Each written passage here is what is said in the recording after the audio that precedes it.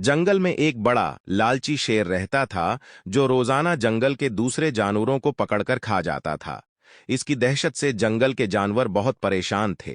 तमाम जानवर एक दिन जमा हुए और फैसला किया कि वो शेर को हर दिन एक जानवर भेजेंगे ताकि वो बाकी सबको महफूज रख सके।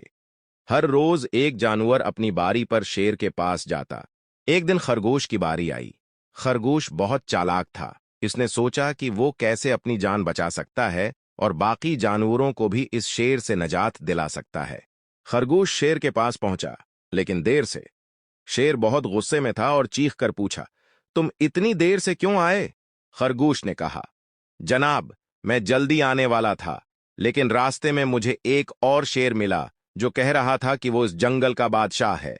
मैं इससे बचने के लिए छिपकर यहां आया हूं। शेर को बहुत गुस्सा आया और उसने कहा, कौन है वो? उसकी जरत कैसे हुई कि मेरे जंगल में आए? मुझे ले चलो उसके पास।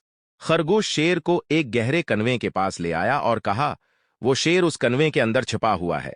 शेर ने कनवे में झांका तो उसे अपना अक्स नजर आया। उसने समझा कि वो दूसरा शेर है और गुस्से में धाड़ने लगा। उसका अक्स भी धाड़ने लगा। गुस्से में आकर शेर कनवे में कूद पड़ा और डूबकर मर गया।